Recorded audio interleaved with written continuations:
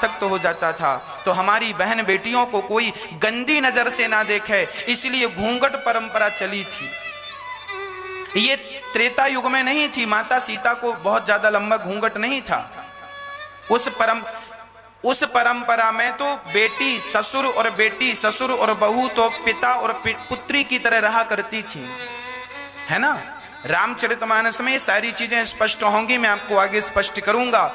जब से देश गुलाम हुआ तब से हमारे हिंदू भाइयों ने अपनी बहन बेटियों को बचाने के लिए ये घूंघट परंपरा चालू की। फिर अंग्रेज चले गए, मुगल चले गए, पर चूंकि आदत हो गई तो वह परंपरा चली आई।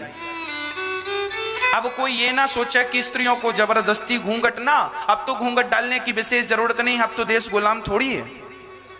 हाँ, घूंघट डालने की जरूरत नहीं है, पर शरीर को ढकने की जरूरत है, मर्यादा में रहने की जरूरत है, सब प्रकार से। हाँ,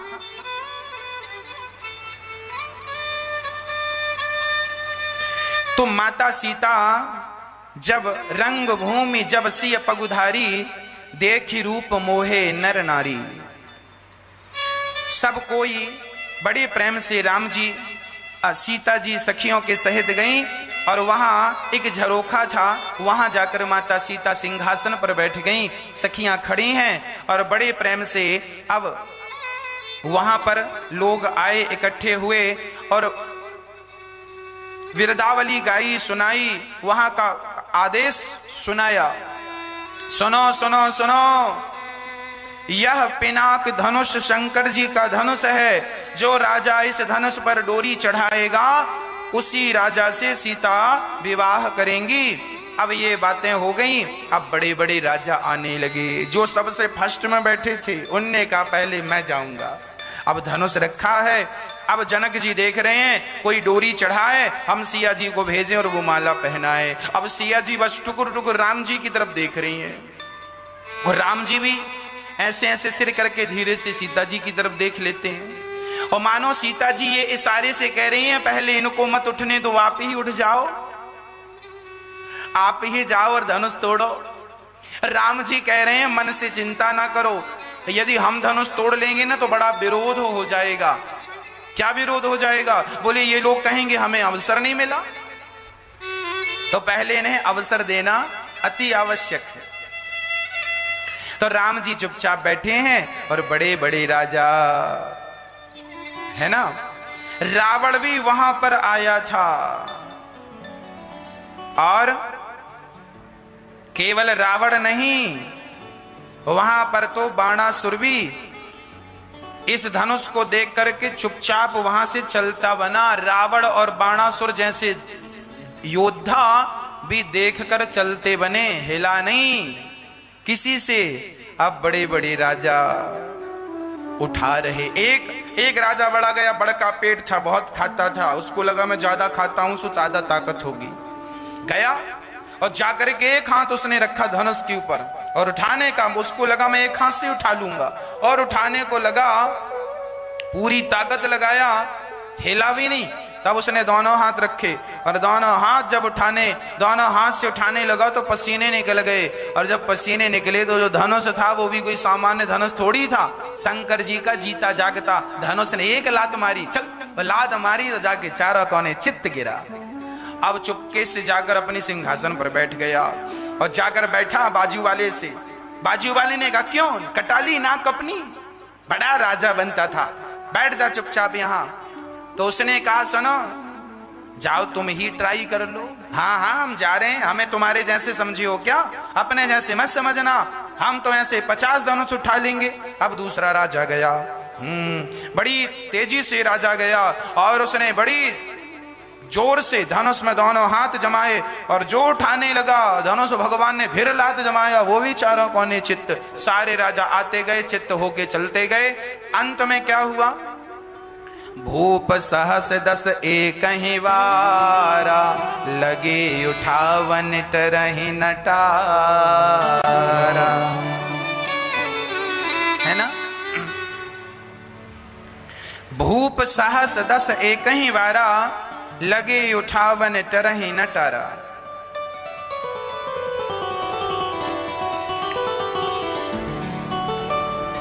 एक साथ 10,000 राजाओं ने एक ही वारा मतलब एक वार, सोमवार, मंगलवार, बुधवार, गुरुवार, वार कितने होते हैं मैया जी?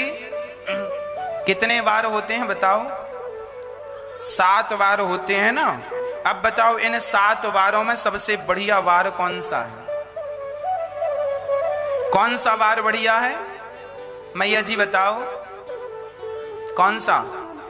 सोमवार, मंगलवार। 7 वारों में श्रेष्ठ वार है परिवार। 8वां वार है परिवार। जिसका परिवार अच्छा है उसका सोमवार भी अच्छा, मंगलवार भी अच्छा, बुधवार भी अच्छा, गुरुवार भी अच्छा, शुक्रवार भी अच्छा, शनिवार भी अच्छा।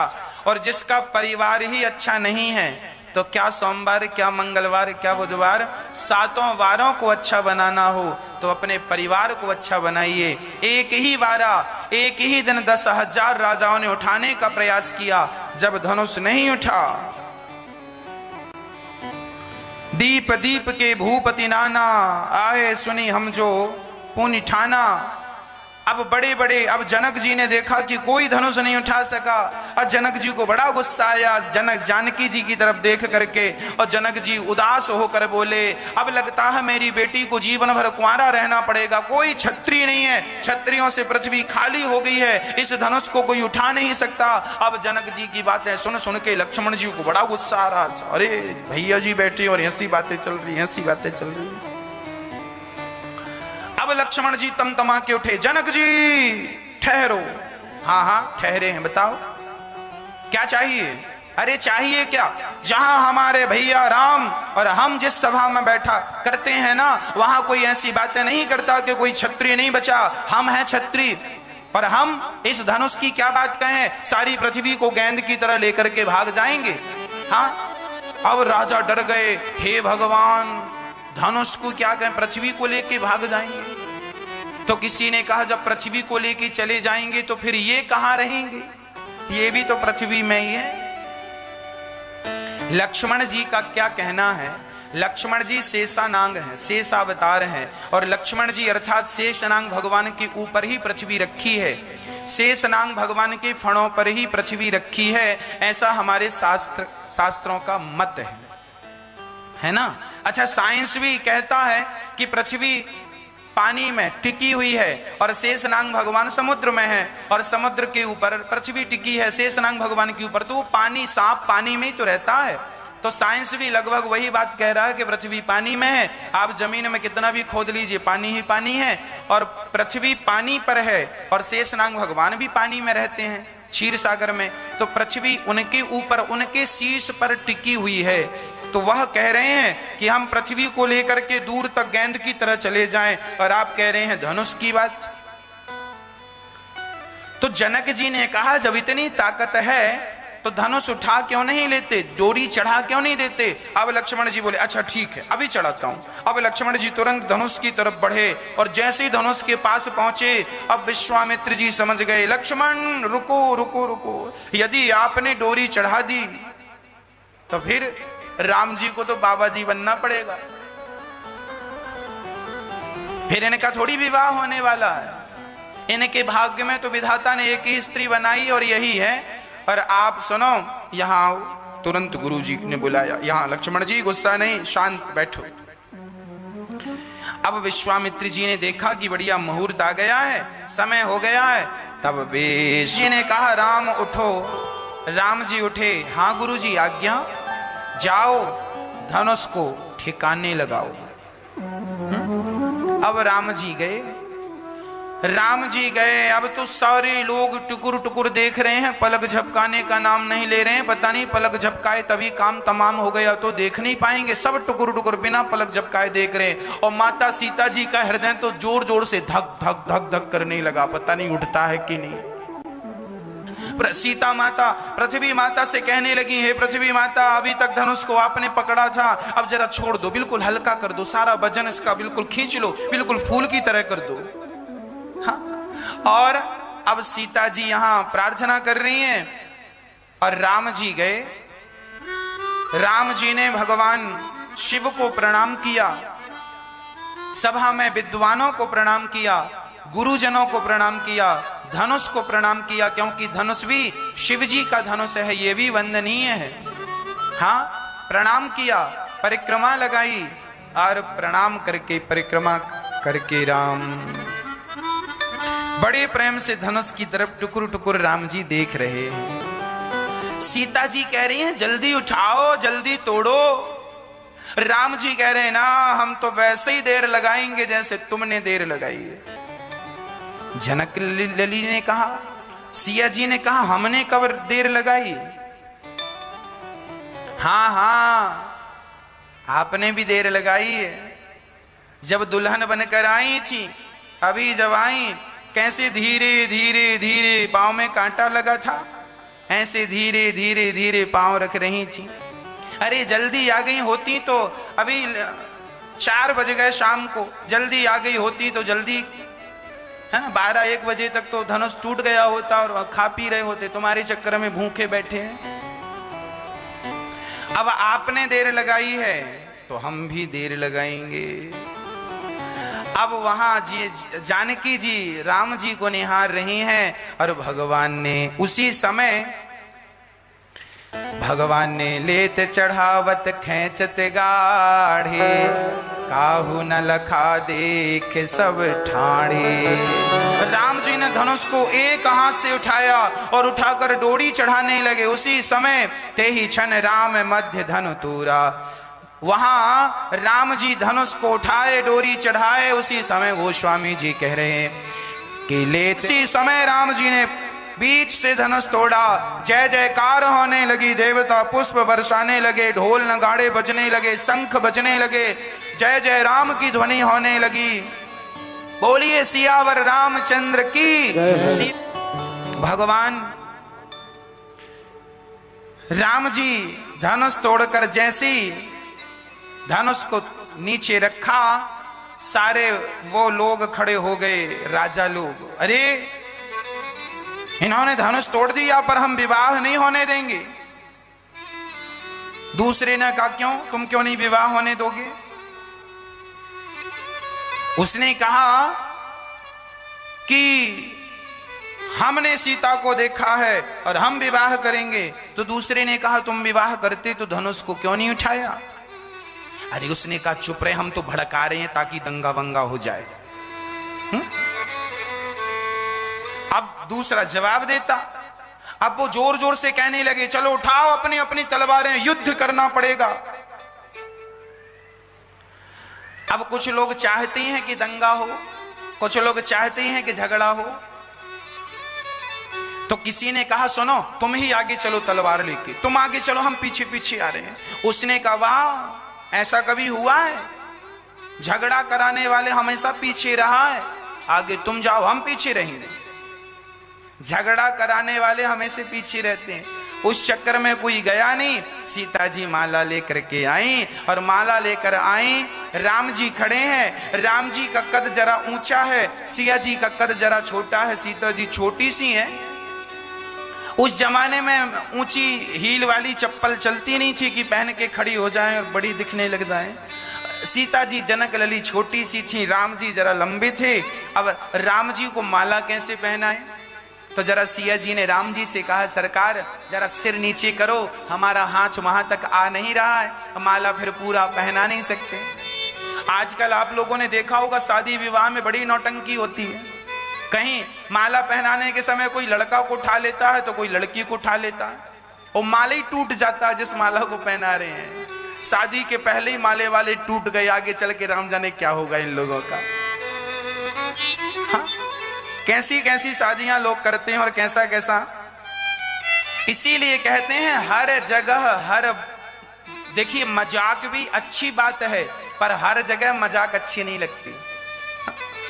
अब कोई मरा पड़ा और वहां कोई मजाक करने लग जाए, हद तो तब हो गई जब एक आदमी ने मरे हुए बाप के संग अर्थी ले जा रहा था और सेल्फी ले रहा था। हद तो तब हो गई, बाप को रखा कंधे पे, ले जा रहा अर्थी बाप की, और सेल्फी का इतना क्रेज कि मरे बाप के संग ही सेल्फी ले ली उसने। हाँ? तो हर जगह आपका ये जो ज्ञान है ना, जो उल्टी जगह चलता है, ये हर जगह कामयाब नहीं है।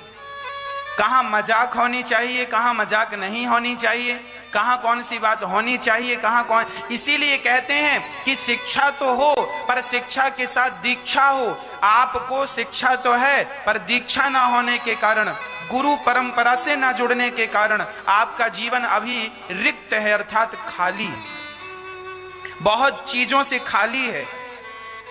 अब शादी विवाह में लड़की को उठा लेना, दुल्हन को, अब लड़की माला पहनाने के समय कभी यहां हो जाती है, कभी यहां हो जाती है ना। माला नहीं, अरे जब माला ही नहीं पहनना था तो शादी काहे कर रही हो। हाँ, ये शोभनीय नहीं है, ये अशोभनीय है। शादी विवाह जानते हो, मर्यादा जानते हो। हमारे हिंदू धर्म में, सनातन संस्कृति में यह लिखा हुआ है कि लड़की का जब विवाह होता है तो वह लक्ष्मी स्वरूप होती है, और लड़के का जब विवाह होता है तो वह नारायण का स्वरूप होता है। दुनिया में कोई भी लड़की मंडप के नीचे बैठी हो, किसी भी जात की हो, मंडप के नीचे हिंदू परंपरा से उसका विवाह हो रहा है, तो मंडप के नीचे बैठी लड़की और लड़का दोनों ही लक्ष्मी और नारायण हैं। उन्हें लक्ष्मी और नारायण के रूप में ही देखना चाहिए। जब तुम्हारी शादी होती है ना, मंडप के नीचे पंडित जी वेद मंत्र पढ़ते हैं, वहां मंडप की जो छांव होती है, सारे वेद पुराणों का आवाहन होता है, संत मुनियों का आवाहन होता है, ऋषियों का आवाहन होता है, सप्तर्षियों का, भगवान का, गणेश जी का, गौरी जी का आवाहन होता है, और भगवान की उपस्थिति में तुम्हारा विवाह कराया जाता है। पंडित जी पूजा कराते हैं, ऐसे नहीं करा देते। सारे देवताओं को बुलाकर अग्नि स्थापन करके और तुम्हारे विवाह होते हैं। तुम्हारे विवाह के साक्षी सभी देवी और देवता होते हैं। तुम नारायण होते हो विवाह के समय, और लड़की लक्ष्मी होती है, तो तुम लक्ष्मी नारायण हो भैया। तुम अपनी मर्यादा का तो ख्याल रखो। हाँ, आज लोगों को बिल्कुल जानकारी नहीं है कि हम कौन है। आजकल तो लड़के शादी करने जाते हैं, अपनी शादी में शराब पी के आते हैं। हाँ या ना? हमने सुना कि लड़का शादी में बार बार दुल्हन की गोद में जाके गिर रहा था। क्यों गिर रहा था दुल्हन की गोद में? ज्यादा पी रखी थी, बैठा भी नहीं जा रहा। हम तो लड़की के माँ बाप से कहेंगे ऐसे दुल्हे को तुरंत उल्टा लटका के मारो और तुरंत बारात को वापस कर दो। जो लड़का मंडप के नीचे अपने आप को नहीं संभाल सकता, वो तुम्हारी लड़की को जीवन भर क्या संभालेगा? क्या संभालेगा? सोचो। जो शादी के दिन ही अपने आप को ना संभाल सका, वो शादी के बाद तुम्हारी बेटी को क्या संभालेगा? तुमने कैसा लड़का ढूंढा है अपनी बेटी के लिए? शराबी ढूंढ लिया, शादी करने आया उसमें भी पी के आया। ऐसे दुल्हों को तो तुरंत वापस कर देना चाहिए। जा बारात लेके, खाना भी मत दो, खाया हो तो पेट में मारो, सब बाहर निकले। हाँ, इसीलिए आप अपनी बेटियां जरा सूझबूझ के दिया करो, समझदार को दिया करो। लड़का जरा कम कमाता हो, लड़का जरा कम पैसे वाला हो चलेगा, पर सेल्फ हो, कमाने वाला हो, अपनी मेहनत पर विश्वास रखने वाला हो, बाप के टुकड़ों पे ना पल रहा हो, ऐसे लड़के को बेटी दोगे तो सुखी रखेगा और सुखी रहेगी बेटी। पैसे वाले जरूरी नहीं है कि करोड़पति से तुम बेटी का विवाह कर दोगे ना। कैसे करोड़पति लोगों को भी मैंने देखा है कि बेटी से विवाह कर लेते हैं और बाद में ताने मारते हैं, तुमने अपने बाप के घर में देखा ही क्या है, यहाँ तो देखो ये सब कुछ है। ज्यादा अमीर के घर भी बेटी ना दे देना। ज्यादा अमीर के घर दोगी तो तुम्हारी बेटी को जीवन भर ताने सुनने को मिलेंगे कि देखो तुम्हारे बाप तो कैसे थे, तुम तो कहाँ रहती थी और आज तुम यहाँ रह रही हो, तो बड़ी नाटक कर रही हो। आप जरा अपनी भावनाओं को रखेंगे ना, आप जरा ससुराल में कुछ कह देंगे ना, तो वो अपने पैसे की गर्मी दिखाएंगे। तुमने देखा है अपने बाप के घर में, यहाँ आए तो देखने लगे। इसलिए हमारे बड़े बुजुर्ग कहते हैं शादी विवाह लेवल में करना चाहिए।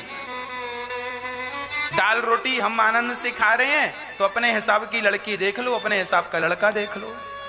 ज्यादा करोड़पति से भी ना कर देना, नहीं ताने सुन सुन के मर जाएगी तुम्हारी छोरी। हाँ जी, सही है या गलत है? ये हम नहीं कह रहे हैं, पद्म पुराण में लिखा है, हम पढ़ रहे थे एक दिन, सब कुछ लिखा है उसमें। लड़की विवाह कहां करें कहां ना करें, अपनी तालमेल में, अपनी हैसियत में सब करना चाहिए। हमारे बड़े बुजुर्ग कहावत कहते, जितना चादर हो उतना पांव पसारो, उससे ज्यादा नहीं। ज्यादा पसारोगे तो पांव बाहर जाएंगे, ठंडी लगेगी। अपनी हैसियत, हम सबको अपनी हैसियत याद रखना चाहिए और हम सभी को अपनी हैसियत में ही रहना चाहिए। हैसियत से आगे जाएंगे परेशानी होगी। जो हमारी मर्यादाओं की, पाकिस्तान और हिंदुस्तान के बीच में एक बॉर्डर है, एक रेखा है, मर्यादा की रेखा। यदि हम भारत के उस पार चले गए तो पाकिस्तान की पुलिस पकड़ के जेल में बंद कर देगी। क्यों जेल में बंद कर दिया भाई हमें? अरे तुम मर्यादा पार करके आए हो, तुम्हारी हैसियत कैसे हुई यहां तक आने की? इसीलिए अपने अपने में रहो, अपने अपने में रहो, मर्यादा में रहो, कभी भी मर्यादा ना तोड़ना। मर्यादा तोड़ोगे हमेशा रोते रहोगे, दुखी रहोगे। अब तो राम जी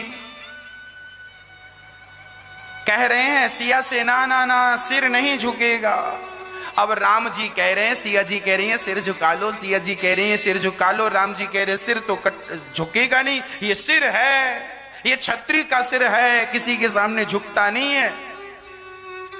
अब सीता जी बोली ये कोई युद्ध क्षेत्र थोड़ी है, सिर झुकाना ना झुकाना, ना ना ना ना। लक्ष्मण जी देख रहे थे, सिया माता जी माला लिए खड़ी है, वो माला है और वो राम जी झुक नहीं रहे हैं। तो लक्ष्मण जी को एक युक्ति सूझी, लक्ष्मण जी दौड़े दौड़े गए और राम जी के चरणों में गिर पड़े। सरकार बधाई हो, पुष्प वाटिका में आपने ठीक देखा था, बधाई हो, आपका विवाह हो गया। और चरणों में गिर पड़े तो लक्ष्मण जी को उठाने के लिए सिया राम जी ने सिर झुकाया, सिया जी ने जल्दी से माला पहना दिया। बोलिए सियावर रामचंद्र की।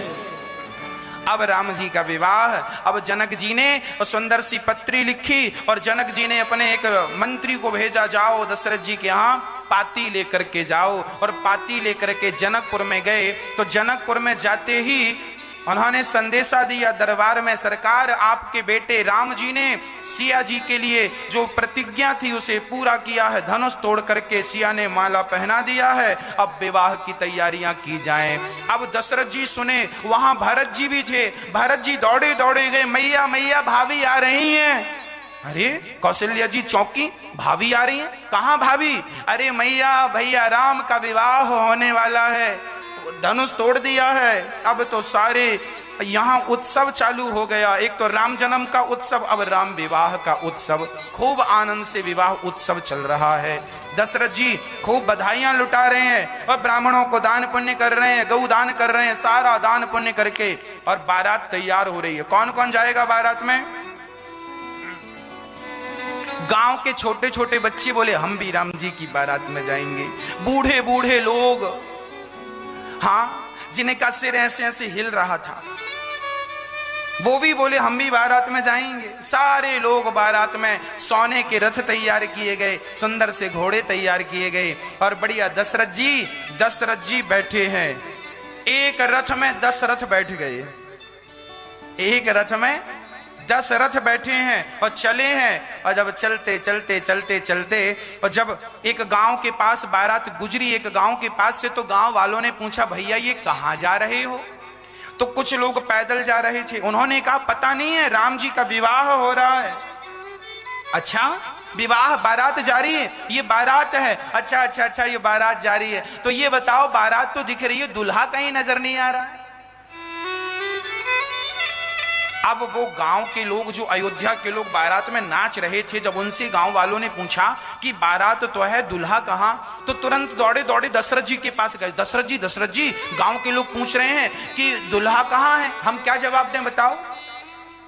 अब दशरथ जी बोले हमें क्या पता, क्या गुरु जी से पूछो, गुरु जी बताओ, गांव वाले पूछ रहे हैं दूल्हा कहां, क्या बोलना है? गुरु जी ने सोचा विचार करके कहा अच्छा उनसे बोल दो कि दूल्हा, उन्होंने कहा एक काम करो, भरत जी को बिठाल दो एक रथ में। और कोई पूछे कि दूल्हा कहां है, तो कह देना ये दुल्हा, क्योंकि उनको गुरुजी को पता था कि इनका भी तो विवाह होना है। तो भरत जी को बिठाल दिया। अब वो लोग भागे भागे गए और दूसरे गांव में तब तक बारात चली गई। दूसरे गांव के लोग बोले कहां से आ रहे हो? तो अब ये लोग ये कुछ नहीं बता रहे हैं कि कहां से आ रहे हैं। हाँ सुनो, दुल्हा देखना, दुल्हा दुल्हा। अब ये बस यही कह रहे हैं, दुल्हा देखोगे दुल्हा? नहीं नहीं, हमें दुल्हा नहीं देखना, ये बताओ बारात कहां से आ रही है? हाँ दशरथ जी के यहाँ अयोध्या से आ रही है। दुल्हा देखना दुल्हा। ये बेचारे पक गए थे सुन सुन के कि दुल्हा कहाँ, दुल्हा कहाँ। अब बेचारे बहुत देर बाद दुल्हा कहाँ मिला, तो सबसे यही कह रहे हैं, दुल्हा देखना दुल्हा। हाँ हाँ दुल्हा दिखाओ कहाँ है? ये देखो, ये जो है ना, ये घुंघराले वाला वाले सांवले, ये दुल्हा। अच्छा, बहुत सुंदर दुल्हा है, बारात बहुत सुंदर है और बढ़िया दुल्हा है। तो अब जरा ये बताओ कि दुल्हा भी अच्छा है, बारात भी अच्छी है, ये बताओ शादी की तारीख क्या है? अब फिर चुप। अब फिर पैदल वाले दौड़े दौड़े गए, दशरथ जी फिर गड़बड़ हो गई। क्या हुआ? अरे बोले ये बारात जा रही है, दुल्हा भी है, पर शादी की तारीख क्या है? अब दशरथ जी बोले, गुरुजी आप बताओ तारीख क्या है? एक पहली बारात ऐसी देखी कि जिस बारात में ना दुल्हा था ना शादी की तारीख पक्की थी, बस बारात जा रही थी, खाली बारात, चली बारात। तो चलते चलते बारात जनकपुर पहुंच गई। तो जनकपुर के लोगों ने पूछा, क्यों, कहां से आए हो? बोले हम अयोध्या से आए हैं। दुल्हा कहां है? ये बैठे हैं दुल्हा। तो जनकपुर वालों ने कहा, क्यों? सबसे तो तुमने झूठ बोला, हमसे झूठ बोलोगे?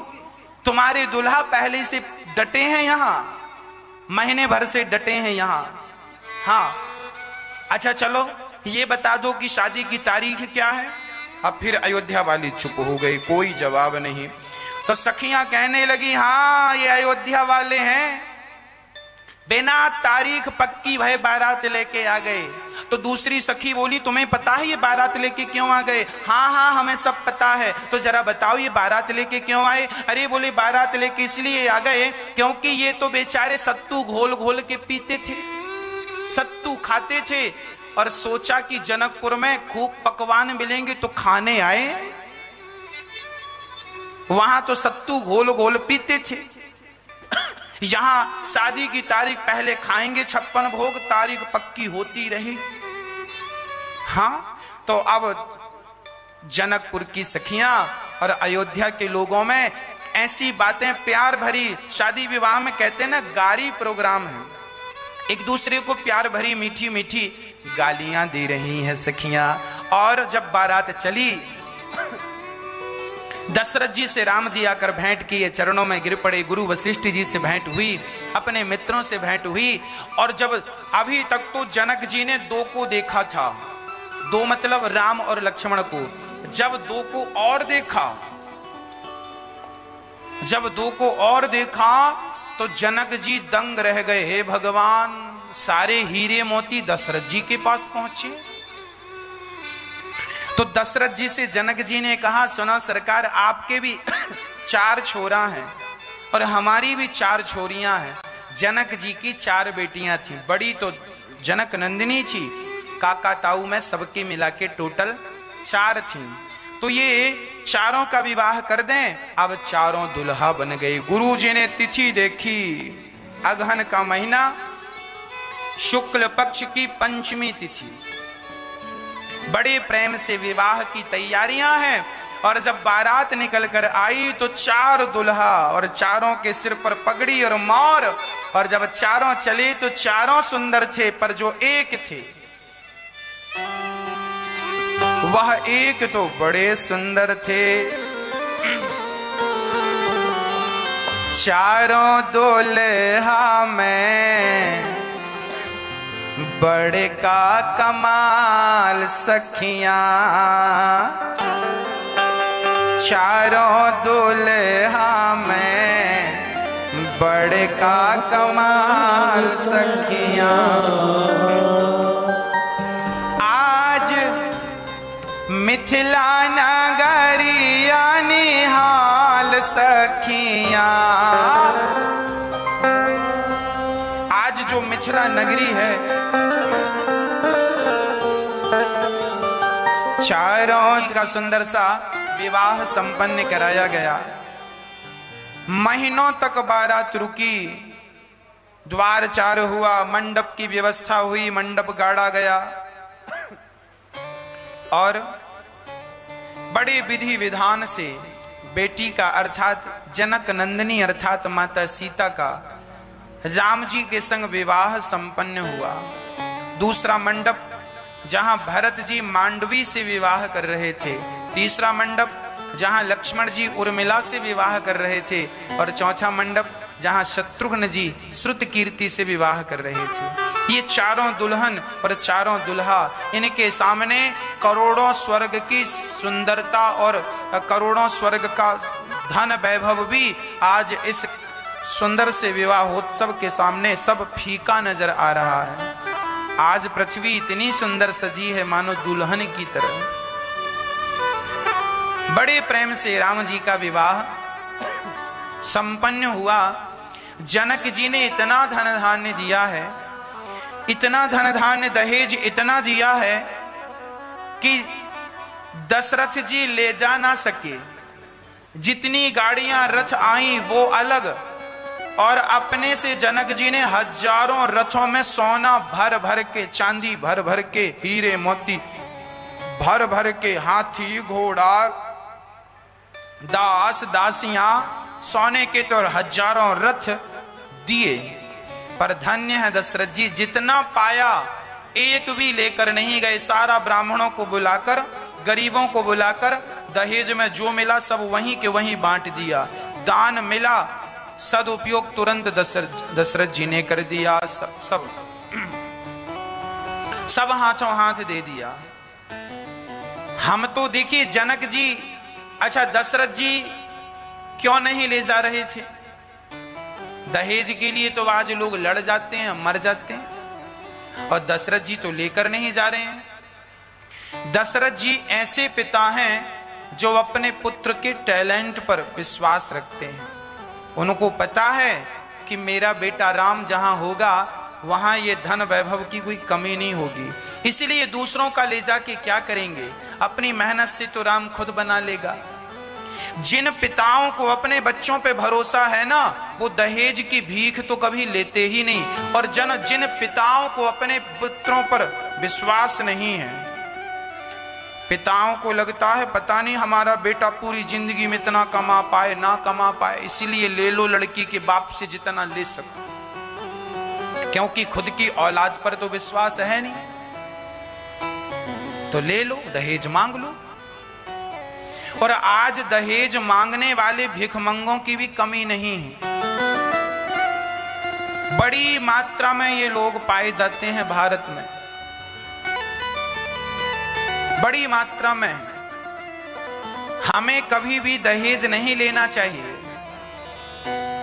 योग्य लड़की लाना चाहिए, पर उसके साथ उनके पिता जो मर्जी से दे दें, हाँ हाँ ले आओ, परंतु मांगना नहीं चाहिए, डिमांड नहीं करनी चाहिए। हमें दहेज में गाड़ी चाहिए, हमें दहेज में ये चाहिए, वो ये सब डिमांड ना करो। अरे तुम्हें गाड़ी चाहिए ना तो अपनी मेहनत करके कमा लो, अपनी गाड़ी में बैठो। क्या ससुर जी की गाड़ी में घूम रहे हो, ससुर जी के ड्राइवर बने घूम रहे हो? गाड़ी ससुर जी की, तुम तो केवल ड्राइवर हो।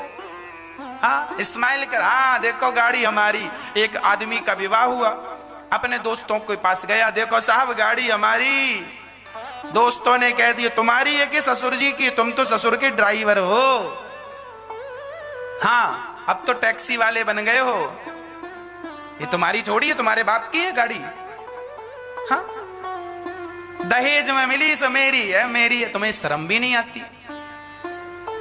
अरे अपनी मेहनत से कमाओ गाड़ी, उसमें बैठो, उसमें बैठने का मजा अलग है। क्या भिखमंगों की तरह मांग के ले, भैया गाड़ी दे दो, हमारे बाप ने तो हमें दिलाई नहीं है, हमारी तो हैसियत नहीं है गाड़ी खरीदने की, ससुर जी आप ही दे दो। भिखारी जो मंदिर के बाहर बैठे हैं ना, वो भी ऐसे नहीं है जैसे ये हैं भिखारी लोग। अरे इतना स्तर नीचे नहीं गिराना चाहिए। आप अपने बच्चों को इतना पढ़ाओ, इतना योग्य बनाओ कि उन्हें किसी के सामने हाथ फैलाने की जरूरत ना हो। अरे तुम पढ़ लिख कर भी तुम भिखमंगे ही बने तो आग लगा दो अपनी डिग्रियों में। क्या फायदा तुम्हारी इन डिग्रियों का? इतना पढ़ लिख के तुम बने भी तो क्या बने? भिखमंगे बने। इसीलिए हमारे शास्त्र कहते हैं भिखमंगा ना बनना।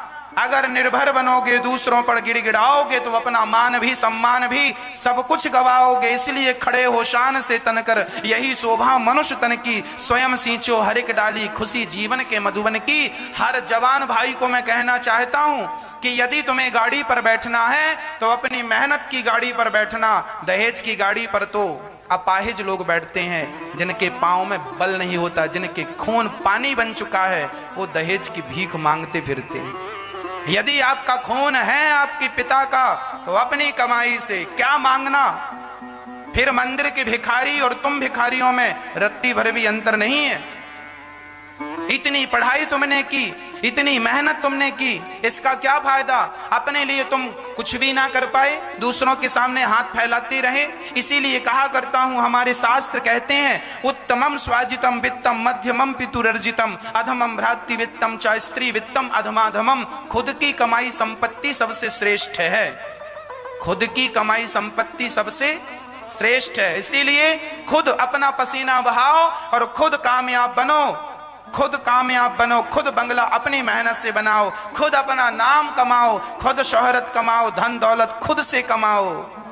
टुकड़ों पर तो जो जंगल का शेर होता है ना, जंगल का शेर, वो कभी टुकड़ों पर नहीं पलता, और जो सर्कस का शेर होता है वो हमेशा टुकड़ों पे पलता है। सर्कस का जो शेर होता, सर्कस जानते हैं?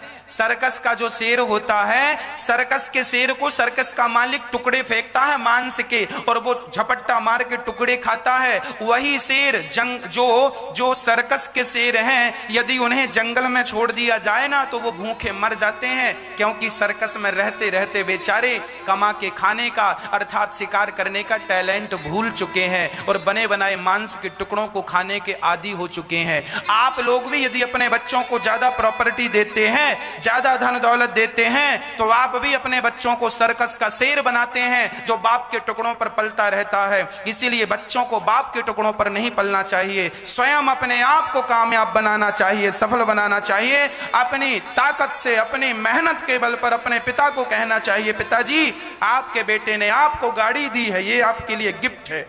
पिता की शादी की सालगिरह आए, पिता का जन्मदिन आए, तो अपनी कमाई से माता पिता को गाड़ी गिफ्ट करो, अपने माँ बाप को घर बना के गिफ्ट करो। पिताजी ये आपका घर, आप इसमें रहेंगे और हम आपके चरणों में रहेंगे इसी घर में।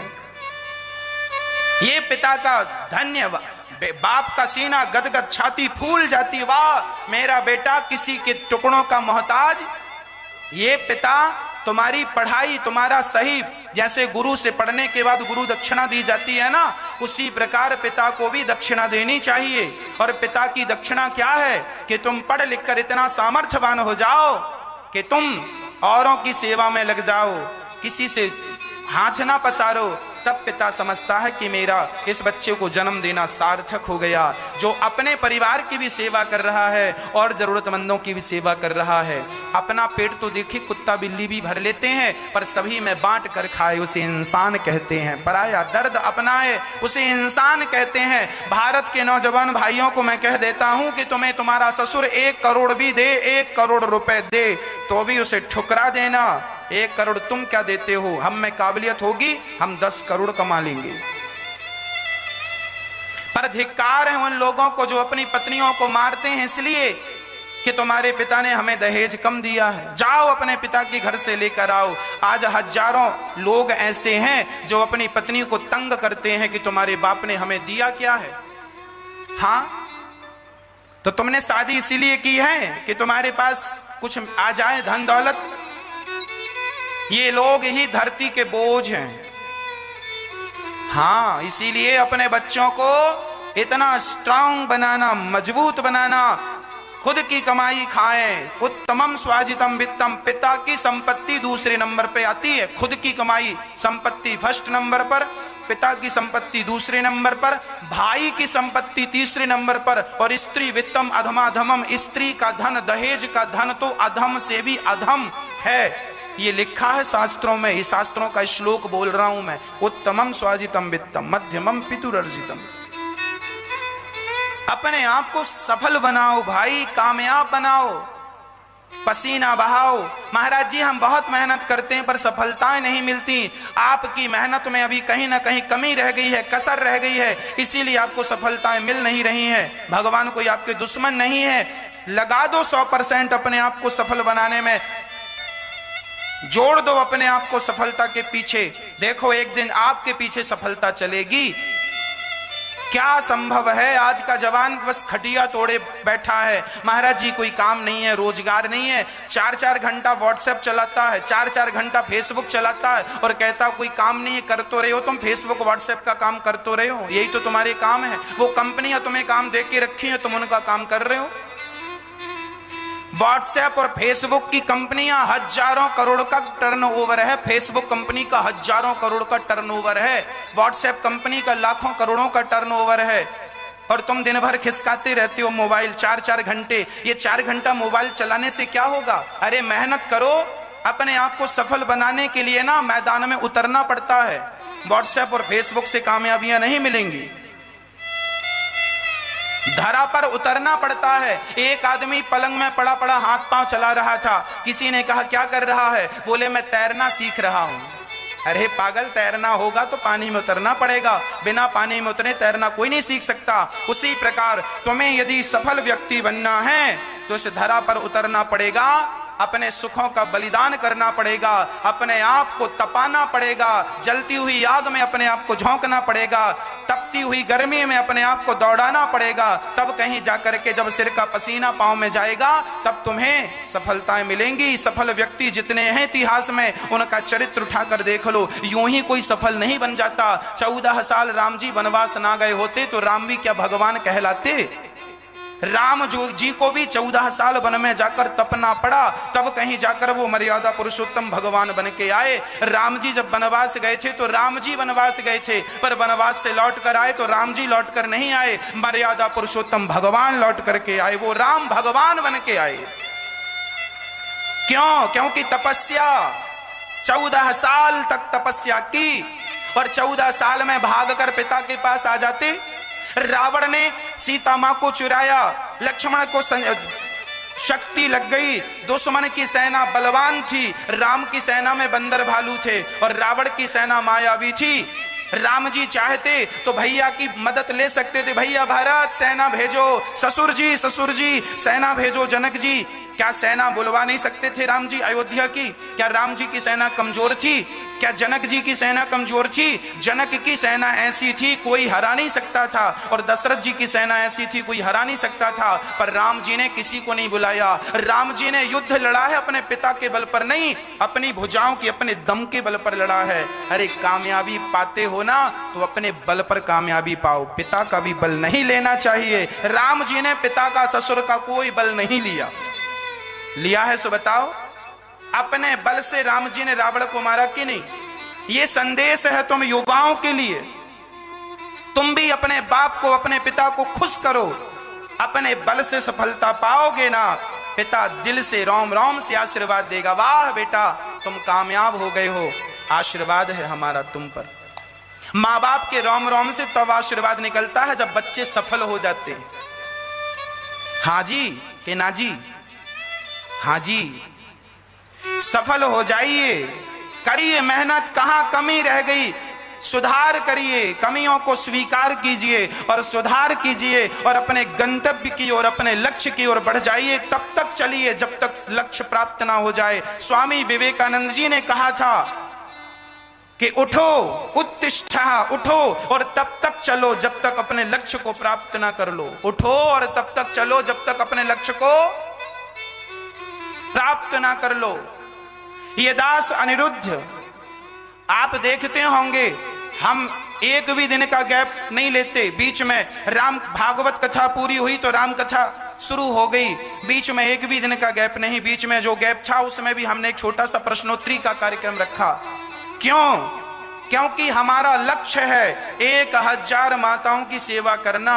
अभी हमारे पास केवल 160 माताओं के रहने की व्यवस्था है। गौरी गोपाल वृद्धाश्रम पैक हो गया है। एक दूसरा किराए से हमने आश्रम लिया है। जो माताएं आती हैं उन्हें हम निराश भेजना नहीं चाहते। उन माताओं को किराए की जगह पर माताओं को रखते हैं और सबकी बराबर सेवा करते हैं। 1000 माताओं को रहने के लिए हम व्यवस्था कर दें, उनके लिए छाया कर दें, तब कहीं जाकर विश्राम का सोचेंगे। तब अभी नहीं सोच रहे हैं विश्राम का। हमारा लक्ष्य है 1000 माताओं की सेवा का संकल्प है। इसलिए जब तक मैं अपने लक्ष्य को नहीं प्राप्त कर लेता, मैं विश्राम कैसे ले लूं। राम काज कीन्हे बिनु मोहि कहां विश्राम। हनुमान जी जब लंका गए तो माता सीता की खोज में गए, तो रास्ते में मैनाक पर्वत खड़ा हो गया। हनुमान जी थक गए होंगे, जरा सा विश्राम कर लीजिए। हनुमान जी ने कहा ना, जब तक राम जी का काम पूरा नहीं कर लेता तब तक मैं विश्राम नहीं करूंगा। राम काज कीन्हे बिनु मोहि कहां।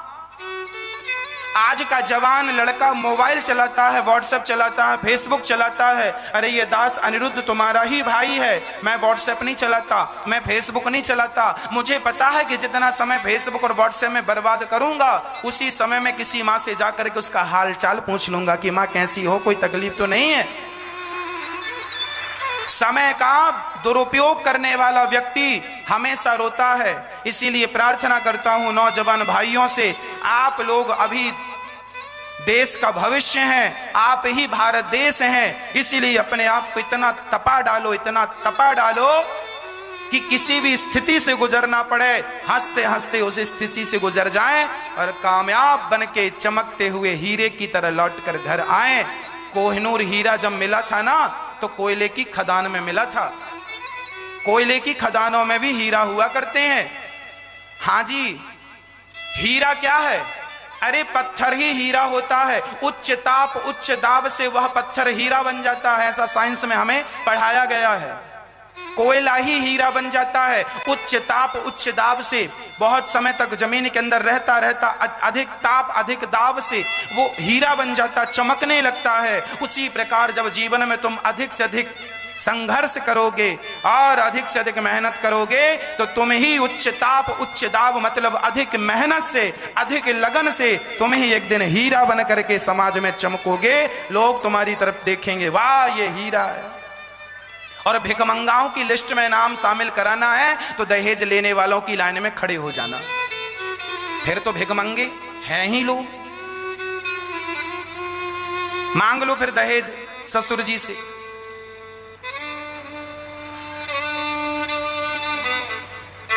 भगवान श्री राम, अच्छा जनक जी ने दशरथ जी को प्रणाम किया, तो दशरथ जी ने जनक जी को प्रणाम किया, दंडवत किया। जनक जी ने कहा आप हमें प्रणाम कर रहे हैं, आप तो लड़के के पिता हैं और लड़की का पिता तो हमेशा लड़के के पिता को प्रणाम करता है। तब दशरथ जी ने कहा आप तो लड़की के पिता नहीं, आप तो दानी हैं। आपसे हमने कन्यादान लिया है और हमेशा देने वाला बड़ा होता है। बताओ आज तक लेने वाला बड़ा हुआ? देने वाला बड़ा होता है, लेने वाला नहीं। जबकि लड़की का पिता कन्यादान देने वाला है और लड़के का पिता लेने वाला है। अब आप ही बताओ कौन बड़ा है, लेने वाला कि देने वाला? तो जनक जी श्रेष्ठ हैं, इसलिए दशरथ जी उन्हें प्रणाम कर रहे हैं। वो उन्हें एक दूसरे को प्रणाम किया। जीवन में यही शिष्टाचार है। शिष्टाचार यही कहता है। हमारे अयोध्या में वृंदावन में जब संत मिलते हैं ना, तो हम संतों को जब प्रणाम करते हैं तो हम उन्हें प्रणाम करते हैं और वो उन्हें प्रणाम करते हैं। संत कभी आप संतों को प्रणाम करेंगे ना, तो संत भी पलट के आपको प्रणाम करेगा, इस भाव से कि आप उन्हें भगवान के रूप में देख रहे हैं, तो वो भी तो आपको भगवान के रूप में देख रहे हैं। जब एक साधु दूसरे साधु से मिलता है ना, तो ये साधु उन्हें प्रणाम करता है तो वो साधु भी उन्हें प्रणाम करते हैं। ये परंपरा है। यही परंपरा हमें निभानी चाहिए गृहस्थों को। पर ये गृहस्थी आदमी ना बड़ा अहंकारी हो जाता है, थोड़ा सा सम्मान और धन पा करके। लड़के का पिता सोचता है मैं बड़ा हूं, तुम तो लेने वाले हो साहब, तुम कैसे बड़े हो? देने वाला बड़ा होता। अच्छा, अपने हिसाब से मर्यादाएं लोग चेंज कर लेते हैं, अपने हिसाब से लोग सब बदल लेते हैं, मन माना है। इसीलिए चाहिए कि लड़की का पिता जब तुम्हें प्रणाम करे तो लड़की के पिता का फर्ज है कि अपने होने वाले समधी जी को आप प्रणाम ना करने दें, बल्कि उसको उठाकर अपने हृदय से लगा लें। यही तुम्हारा शिष्टाचार है। जब लड़की का पिता तुम्हें प्रणाम करने आए तो उसके हाथ पकड़ के उठाओ और अपने छाती से लगा लो। ना वो तुम्हें प्रणाम करे ना तुम उन्हें प्रणाम करो, एक दूसरे के गले मिलकर के रहो। यही परंपरा रही है भारत की। पर अब लोग परंपराएं भूल गए। रामचरितमानस में हर परंपरा का उल्लेख है, वर्णन है, अद्भुत वर्णन है। अब राम जी बड़े प्रेम से जब सिया जी विदा हुई तो सिया जी रो रही हैं। एक सामान्य लड़की जब विदा होती है ना अपने माँ बाप के यहां से, बहुत रोती है। क्यों रोती है? जीवन भर जिस आंगन में पली बढ़ी, आज उस आंगन को छोड़ करके जा रही है। रोती है। एक लड़की जब विदा होती है अपनी माँ से, अपनी बहन से, अपने भाई से, अपने पिता से लिपट लिपट कर रोती है। और माता पिता आशीर्वाद देते हैं, जाओ भगवान तुम्हें सुखी रखे, सुखी रखे, सुखी रखे। बेटी तो दान के लिए ही बनी है, दान करना ही पड़ता है। जब लड़की विदा होकर ससुराल आती है तो ससुराल उसके लिए बिल्कुल नया होता है। नए चेहरे होते हैं। ससुर को पहली बार अच्छे से देखा है, सास को पहली बार देखा है, पति को भी पहली बार ठीक से देखा है, देवर को भी पहली बार देखा है, घर को भी पहली बार देखा है। उसे ये भी नहीं पता कि कमरा किस तरफ है, रसोई किस तरफ है। पहली बार घर गई, उसे पता ही नहीं कौन सी चीज कहाँ, सामान कहाँ रखा हुआ है, उसे कोई ज्ञान नहीं। जब लड़की मायके से ससुराल जाती है ना, तो ससुराल में जरा उससे कोई गलती हो जाए, आज पहली बार सास कहती है बहू आई है, बहू के हाथ का जरा भोजन करेंगे सभी लोग। अब बहू डरते डरते भोजन बनाती। पहली माँ के घर में तो बहुत बार बनाया, पर इतना डर कभी नहीं था। पहली बार ससुराल में भोजन बना रही है, डरते डरते हाथ कांप रहे हैं, और हाथ कांपते कांपते जरा नमक ज्यादा गिर गया। अब नमक ज्यादा गिर गया, अब बनाया और सास ने खाया, ससुर ने अरे राम राम राम, यही सिखाया तेरे माँ बाप ने, इतना नमक डाल दिया, यही सीखा है तेने अपने घर में। लोग इतने निर्दयी हो गए हैं कि अपनी बहू की गलतियां भी माफ नहीं करते लोग। और गलती पहली बार हुई है, इसीलिए सास ससुर से मेरी हाथ जोड़कर प्रार्थना है, बहू तुम्हारी है, तुम उसे जैसा बनाओगी वो आगे चलकर वैसा ही बनेगी। हर बार बहुओं का दोष नहीं होता। यदि माँ बाप की जिम्मेदारी है कि बेटी को संस्कार देना, तो सास ससुर की भी जिम्मेदारी है कि तुम बहुओं को संस्कार दो। क्योंकि बहू एक बच्ची ही तो है, एक बेटी ही तो है, एक घर से दूसरे घर ही तो आई है। अभी उसकी उम्र क्या है? 20 साल की लड़की का विवाह कर दिया, 20 साल की है। क्या तुम्हारी बेटी 20 साल की नहीं है? क्या तुम्हारी बेटी की गलती तुम माफ नहीं करती हो?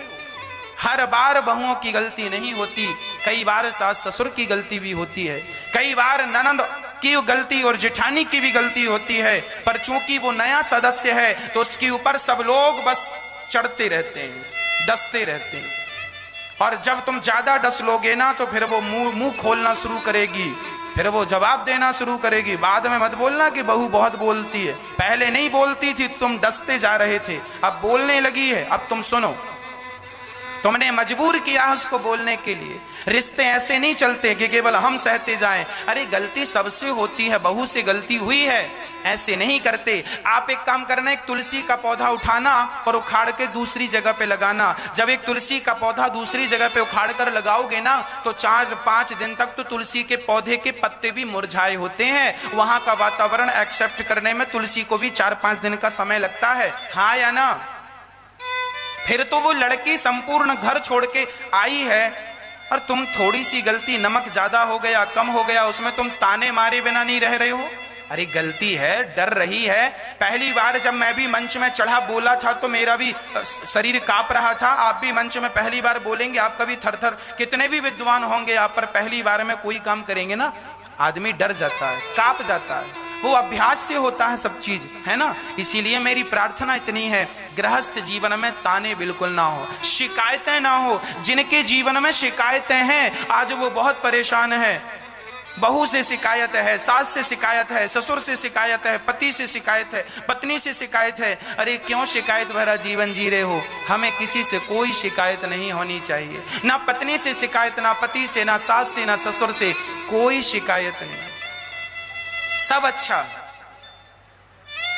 शिकायत ना हो, शिकायत भरी जिंदगी समाप्त कर दो। ये इसी में हम सबकी भलाई और हम सबका कल्याण है। कोई शिकायत ना हो, किसी से कोई शिकायत। सिया जी विदा हुई, रोने लगी। कहते हैं ना, जिसके पांव में विमाई फटी ही नहीं वो पीर पराई क्या जाने, और जिसने बेटी को जन्म दिया ही नहीं वो बेटी की विदाई क्या जाने।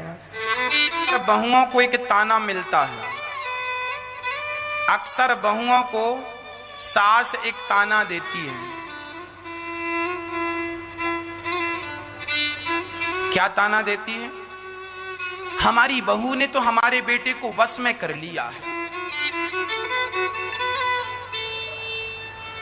ये ताना भारत की 95% सास अपनी बहू को देती है। पड़ोसन से बताती समय क्या बोलती? हमारी बहुओं ने तो हमारे बच्चों को बस में कर लिया, हमारा बेटा ऐसा नहीं था, जब से विवाह होके बहू आई क्या मंत्र दिया, बहू ने बस में कर लिया। मैया, हर बार बहुओं की ही गलती नहीं होती। आप अपने बेटे से भी तो कहा करो कि उसकी गलतियां वो सुधारे, बहू की गलतियां वो सुधारे, और आप अपनी गलतियां भी सुधारो, तब घर जाकर स्वर्ग होता है। बुरा जो देखन मैं चला, बुरा न मिलिया कोई। हम दूसरों को जीवन भर कहते रहे तुम बुरे हो, तुम बुरे हो, पर कभी अपनी तरफ झांक कर नहीं देखा कि हम कितने बुरे हैं। कभी अपनी कमी देख ली होती तो कब का तुम्हारा घर स्वर्ग बन गया होता। इसीलिए हर बार गलती सास की नहीं होती, हर बार गलती बहू की नहीं होती। कहां गलतियां हो रही हैं उन्हें स्वीकार करो और उन्हें सुधार करो, आपका घर फिर। अरे दर्पण में धूल जम जाती है ना तो दर्पण को फेंका नहीं जाता, एक कपड़ा उठाकर जरा दर्पण की धूल साफ कर दी जाती है, दर्पण फिर ज्यों का त्यों हो जाता है। रिश्तों में जरा सी धूल जम जाए गलतफहमी की, रिश्तों में जरा गलतफहमी की धूल जम जाए तो गलतफहमी की धूल अपने विवेक के कपड़े से जरा साफ कर लेना। रिश्तों को तोड़ने से कामयाबी नहीं मिलेगी। धूल सबके आईनों में जमती है, सबके रिश्तों में धूल जम जाया करती है, पर जरा अपने विवेक के बुद्धि के कपड़े से जरा साफ कर लो, देखो तुम्हारे रिश्ते फिर पहले की तरह चमकने लगेंगे। हाँ, हर रिश्ते की जरूरत है। सीता जी गई हैं अयोध्या, और जैसे सीता जी गईं, जनक दशरथ गोस्वामी तुलसीदास जी बाल कांड पूरा करते हैं और अयोध्या कांड में प्रवेश करते हैं। अयोध्या कांड की पहली चौपाई, इस चौपाई को जो नित्य पढ़ता है उसके घर में उसका दाम्पत्य जीवन हमेशा सुखी रहता है। चौपाई आप सुनिएगा।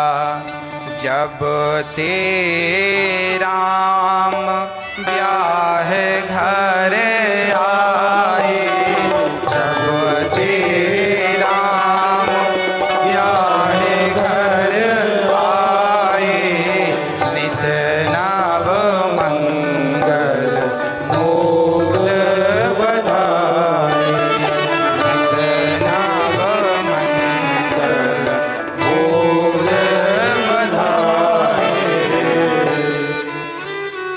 जब से राम जी विवाह करके आए हैं तब से अयोध्या में खूब उत्सव चल रहा है, खूब आनंद चल रहा है। अभी उत्सव आनंद चल ही रहा था कि उत्सव माता कौशल्या ने सिया जी को मुंह दिखाई क्या दिया जानते हैं? कैकेयी मां ने सिया जी को मुंह दिखाई सोने का महल दिया, जिसे हम कनक भवन कहते हैं। सोने का महल, राम जी से ज्यादा प्यार कैकेयी माता करती थी, और किसी ने सोने का महल दिया, किसी ने सोने का हार दिया, किसी ने कुछ दिया, पर कौशल्या जी को लग रहा था कि हमारे राम तो 20 होंगे, बहू जरा 19 ही होगी। कौशल्या जी को लग रहा था हमारे राम से सुंदर कोई नहीं है। अच्छा, हर माँ का बेटा माँ के लिए सुंदर, तो कौशल्या जी को लगा सीता भी जरा सुंदर होंगी, पर राम से तो 19 ही होंगी। अब सासू माँ जब घूंघट उठाकर मुंह देख रही हैं, सिया जी का जब मुंह देखा तो मां कौशल्या की नजर नहीं हटी। राम जी जितने सुंदर थे, कहीं उनसे ज्यादा सुंदर किशोरी जी थी, सिया जी थी। और कौशल्या जी ने जब सिया को देखा, उस दिन से तो सिया ने, कौशल्या जी ने मालूम मुंह दिखाई क्या दिया। कौशल्या जी अपने राम को किसी को ज्यादा देर तक देखने नहीं देती थी। कोई ज्यादा देर तक देख, जैसे बिहारी जी के मंदिर में पर्दा बंद हो जाता है ना, ऐसे कौशल्या जी पर्दा लिए खड़ा रहा करती थी। जब कोई आता हो ज्यादा देर देखे ना तो पर्दा है, नजर लगाएगा क्या, ये छोरी नजर लगाएगी क्या लाला को, तो पर्दा डाल देती थी कौशल्या माँ। और अब कौशल्या जी ने कहा कि आज तक मैंने राम को, अर्थात आज तक मैंने किसी व्यक्ति को भर नजर राम को देखने नहीं दिया। सिया, मैं तुम्हें मुंह दिखाई में ये अधिकार दे रही हूं कि तुम मेरे राम को नजर उठाकर, नजर भर कर, जी भर कर देख सकती हो। ये अधिकार मैं तुम्हें प्रदान कर रही हूं। धन्य है मां कौशल्या जो ये अधिकार सिया जी को दे रही हैं। अभी तक ये अधिकार मां ने किसी को नहीं दिया। कोई ज्यादा देर नहीं देखता था राम को, कौशल्या जी के सामने देखे तो खड़ी हो जाती थी। ऐसा प्रेम था माता कौशल्या जी का। आज वो अधिकार सिया को माता ने प्रदान किया। अच्छा, अब यहाँ उत्सव चालू है, बड़े आनंद से, खूब उत्सव आनंद है। तभी एक दिन क्या हुआ, दशरथ जी एक दिन अपने बालों को सुलझा रहे थे, और बालों को सुलझाते सुलझाते उन्होंने देखा कि उनके कान के पास कुछ बाल सफेद हो गए। कान के पास श्रवण समीप भय सित केसा, मनहु जरठ पनु अस उपदेशा। मानो ये पके हुए बाल कह रहे हैं, अच्छा आपका हैप्पी बर्थडे टू यू और आपके बालों का हैप्पी बर्थडे टू यू एक ही दिन आता है। जब आप जन्म लिए थे ना तो आपके सिर में छोटे छोटे बाल थे। अच्छा, बाल तब काले थे, बाल तब काले थे और अब बाल सफेद हो गए हैं। मानो इन बालों ने कहना शुरू कर दिया है कि भाई साहब, हमने तो अपना रंग बदल दिया, अब तुम कब अपना रंग बदल रहे हो, कब संसार से मुड़ रहे हो, संसार की तरफ देखो, हम तो काले थे सफेद हो गए। अब जरा तुम भी ये काले कारनामे छोड़ो और मन को जरा स्वच्छ सफेद बनाओ, निर्मल बनाओ। मानो ये बाल कह रहे हैं बुढ़ापा आ गया। अब दशरथ जी को लगा बुढ़ापा आ गया, मेरा बाल बाल पक गए हैं, सचमुच राम जी को राजा बना देना चाहिए और अपने राम को भजन करना चाहिए। देखिए, दशरथ जी भी राम जैसा बेटा पाकर ये सोच रहे हैं कि मुझे भी अब वैराग्य लेना चाहिए, बहुत समय हो गया। आपको भी ये वैराग्य होना जरूरी है। हम ये नहीं कहते कि आप घर छोड़कर चले जाओ, पर ये जरूर कहते हैं कि आप अपने घर पर ही रहकर भगवान का चिंतन अधिक से अधिक करना, भगवान को विसारना मत। हर क्षण हर घड़ी भगवान का चिंतन होता रहे और मन संसार से बिल्कुल अलग रहे। जैसे नारियल होता है, एक नारियल होता है कच्चा नारियल, एक नारियल होता है पका नारियल। कच्चा नारियल जो होता है ना, ये खोपड़ी से चिपका रहता है, जबकि पका हुआ नारियल आप हिलाएंगे ना तो अंदर से आवाज आती है, मैं अलग हूं, मैं अलग हूं, मैं अलग हूं, है ना। पका हुआ नारियल उसका गोला जो है ना खोपड़ी से चिपका नहीं रहता, जबकि कच्चा नारियल खोपड़ी से चिपका रहता है। ये जो कच्चा नारियल है ना, अच्छा कच्चे नारियल को तोड़ते हैं ना तो खोपड़ी तो टूटती है, साथ में उसका गोला भी टूट जाता। जबकि पका हुआ नारियल तोड़ते हैं तो पका हुआ नारियल की खोपड़ी तो टूटती है पर उसका गोला नहीं टूटता। जो कच्चा है वो बाहर वाले से चिपका हुआ है। जो लोग अपनी पत्नी, अपने पुत्र, अपनी परिवार, अपने धन, अपने पैसा, अपनी प्रतिष्ठा से चिपके हुए हैं, मतलब ये अभी कच्चे हैं।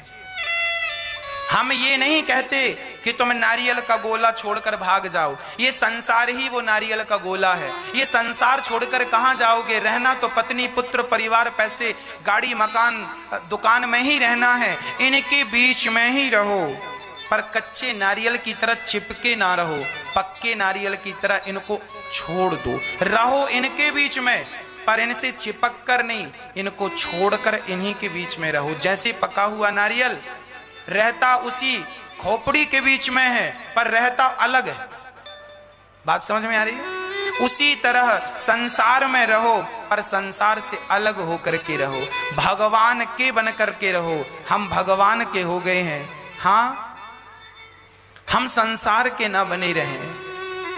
ये बात आपके समझने की है, यदि समझ में आ जाए तो बहुत अच्छा है, नहीं तो बड़ा कठिन हो जाता। हाँ मैया जी। अब दशरथ जी ने गुरु जी से कहा, गुरु जी मेरे मन में विचार आया है। क्या विचार है? बोले मैं राम को राजा बनाना चाहता हूं, आप बताओ मुहूर्त कब का बढ़िया है। तब गुरु जी ने कहा, बैगी विलंब न करिए नृप, साजिए सबोई समाज, सुदिन सुमंगल तबहि जब राम होहि जुबराज। गुरु वशिष्ठ जी ने कहा, राम को जब राजा बनाओगे तब का मुहूर्त अच्छा है। अच्छा, कुछ लोग यहाँ संदेह करते हैं कि गुरु वशिष्ठ जी ने ऐसा कैसा मुहूर्त निकाला कि उस मुहूर्त में राज तिलक ना होकर वनवास हो गया। अरे गुरु वशिष्ठ जी ने ऐसा वैसा कोई मुहूर्त निकाला ही नहीं था। गुरु जी ने तो ये कहा था, जब राम को राजा बनाओगे, अभी बना दो तो अभी मुहूर्त अच्छा है। ये कहा कि आप तो जब बनाओ। गुरुजी तो ये कहते हैं, बैग विलंब न करिए नृप, हे राजन बिल्कुल विलंब ना करो और राम को राजा बनाओ। पर दशरथ जी की तरफ से विलंब हो गया। दशरथ जी बोले कुछ दिन रुक जाते हैं, तैयारियां कर लेते हैं। और तैयारियां करके फलाने दिन की तारीख फिक्स हो गई, इस तारीख को राम जी का राम जी को राज तिलक होगा। अब चारों तरफ चौक पुराने लगे, बंधनवार लगने लगे, उत्सव चालू हो गया, सारी नगरी में हल्ला हो गया, राम जी राजा बनेंगे, राम जी राजा बनेंगे, राम जी राजा बनेंगे। अब हमारे राजा राम जी होंगे, हमारे राजा राम जी होंगे। अब राम जी के राजा बनने की तैयारियां चलने लगी। तभी सूचना इंद्र तक पहुंच गई। और देखो, ज्यादा डिंडोरा पीटने से ही काम बिगड़ते हैं। ज्यादा डिंडोरा नहीं पीटना चाहिए, चुपचाप कर लेना चाहिए काम, है ना। कोई बढ़िया काम चुपचाप कर लो, ज्यादा हल्ला मचाने से कोई फायदा नहीं। अभी बड़ा हल्ला हो रहा था तो एक दिन मंथरा लाठी लेते निकल पड़ी। मंथरा ने पूछा, क्यों, क्या हो रहा है? अरे कुबड़ी, तुझे पता नहीं, राम राजा बन रहे हैं। अच्छा, कब बन रहे हैं? बोले जल्दी से, कल ही बन जाएंगे। अब तो मंथरा बड़ी दुखी हो गई, चारों तरफ लाठी लेके घुमा रही है, परेशान हो रही है, माथा पीट। देखिए दुष्ट लोग तो राम जी के राज्य में भी परेशान है। कुछ लोगों के जीवन में कितना बढ़िया दिन आ जाए, कितना बढ़िया समय आ जाए, फिर भी कुछ लोग परेशान ही रहते हैं। मंथरा जैसे। राम जी राजा बन रहे हैं, सारी दुनिया प्रसन्न है, उत्सव मना रही है, और मंथरा रो रही है। नाम मंथरा मंदमती, चेरी कैकय केरी, आजस पिटारी ताहि करी, गई गिरा मति फेर। मंथरा बड़ी दुष्ट प्रकृति की स्त्री थी। ये मंथरा कौन थी? ये कैकई के साथ दहेज में दशरथ जी के यहां आई थी। देखो, दहेज का कोई भी सामान फायदे का नहीं। अब सुनो, धृतराष्ट्र के विवाह में दहेज में शकुनी आए। शकुनी कौन है? शकुनी के पिता ने कहा कि मेरी बेटी अंधी है तो ख्याल भैया रखेगा, तो दहेज में सामान के संग संग शकुनी को भी भेज दिया। ये दहेज में आया हुआ सामान है शकुनी। और यहां कैकई, ये मंथरा भी दहेज का सामान है। तो ये देखो, इसीलिए हम पहले ही बोल चुके, दहेज ना लेना, है ना। नहीं आपके घर भी ऐसी एक आध सामान आ गया तो जैसे दुर्योधन का हाल हुआ मामा शकुनी के कारण और मंथरा के कारण कैकेयी का हाल हुआ, आपका भी ना हो जाए। इसीलिए ससुर साहब से तो ये साहब अपनी बेटी दो, बेटी के साथ साथ ये प्रपंच बिल्कुल ना दो, हम कमा लेंगे। अब मंथरा बड़ी परेशान, कहां जाए कहां जाए कहां जाए। तब कैकेयी के पास चली गई। कैकेयी से उस समय कैकेयी आभूषण पहन के जरा खा करके विश्राम कर रही थी। आंख लगी तब तक मंथरा आ गई और क्या बोली, हाँ हाँ तुम तो सो इसके सिवा करोगी क्या? कुछ पता भी है कि खाया और सोया, खाया और सोया। कल दासी बनने को तैयार है, अभी सो लो 2-4 दिन और, फिर हाथ में बाल्टी होगी और पोंछा होगा, सारी अयोध्या में तुम पोंछा लगाना। कैकेयी बोली, अरे पगली तेरा दिमाग खराब हो गया है, कैसा बोल रही उल्टा सीधा? हाँ, अरे तुम्हें पता नहीं है राम राजा बन रहे हैं, राजा। कैकेयी बड़ी प्रसन्न हुई, वाह राम राजा बन रहे हैं। अच्छा, कैकेयी ने तो अपना हार उतार के फेंक दिया, ले इसके लिए रो रही थी, ये ले जा, तूने अच्छी सूचना दी है, राम राजा बन रहे हैं, मैं तो बड़ी प्रसन्न हूं, मेरा बेटा राम राजा बनेगा। देखिए कैकेयी मां के अंदर इतना भी कपट नहीं था राम के प्रति। कैकेयी मां बिल्कुल अंदर से बाहर तक राम के लिए निर्मल थी। जहर घोला गया है मंथरा के द्वारा। क्या बोल रही है मंथरा? वो हार उठाकर फेंक दिया, कहे ना हमें ये हार वार नहीं चाहिए, हमें कोई लोभी लालची समझ रही हो कि हम हार लेने चली आई, सोना लेने चली आई?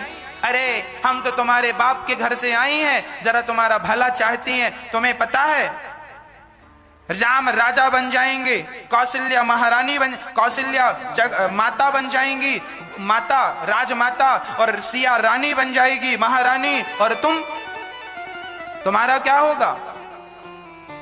कौन पूछता है तुम जैसों को? सौतन हो तुम, झाड़ू पोंछा लिए घूमना। ऐसे डराया मंथरा ने। कैकेयी मां तो थोड़ी देर बाद बोली, अरे पगली, मेरी बहन कौशल्या ऐसी नहीं है, मैं कौशल्या को जानती हूं। कैकेयी सबसे परिचित थी। डांट के भगाया मंथरा को कैकेयी ने। काने खोरे कुबरे कुटिल कुचाली जान, तिये विशेष पुनि चेरी कही, भारत मां तुम मुस्कान। हंसते हुए मुस्कुराते हुए कैकेयी ने जरा डांट दिया। आप किसी को डांटें और डांटने के बाद जरा मुस्कुरा दें तो डांटना बेकार हो जाता है। कैकेयी ने गलती यही की, डांटा तो मंथरा को, पर डांट कर मुस्कुरा दी तो वो और सिर पर चढ़ गई। अब मंथरा ने बिठाया, कैकेयी ने बिठाया, यहां बैठ जा चुपचाप और जरा ठंडी दिमाग से बता बात क्या है।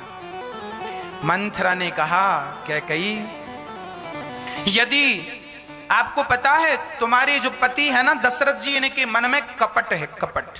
तुम बिल्कुल निर्मल हो, तुम बड़ी भोली हो। देखो भड़काने वाला ना भड़काने के तरीके भी जानता है। भड़काने वाली मंथरा क्या बोल रही है? पहले कैकेयी की तारीफ कर रही, तुम बड़ी भोली हो, तुम कुछ नहीं जानती हो, तुम्हारे अंदर तो कोई कपट है नहीं, कोई छल है नहीं, पर तुम्हारे जो पति है ना बड़े कपटी हैं दशरथ जी। कैसे? बोले देखो ना तुम्हारे बेटे को भेज दिया ननिहाल भरत को, और देखो राम को चुपके राजा बना रहे हैं ताकि भरत को पता ना चले। अरे दशरथ जी के मन में कपट नहीं था तो क्या जरूरत थी भरत को ननिहाल भेजने की? जबकि ये झूठ कह रही है। एक बार क्या हुआ था कि जब भरत जी का विवाह हुआ, राम लक्ष्मण शत्रुघ्न सबका विवाह हुआ, तो एक दिन क्या हुआ कि भरत जी के नाना जी आए। भरत जी के नाना जी आए और उन्होंने कहा, भैया भरत, जब से तुम्हारा जन्म हुआ है, आज विवाह हो गया, आज तक तुम घर नहीं आए, आज तुम्हें चलना पड़ेगा। और भरत जी चले। भरत जी को जबरदस्ती लेकर गए, हम जल्दी से छोड़ देंगे। भरत जी का मन नहीं था, कोई दशरथ जी ने जानबूझकर नहीं भेजा।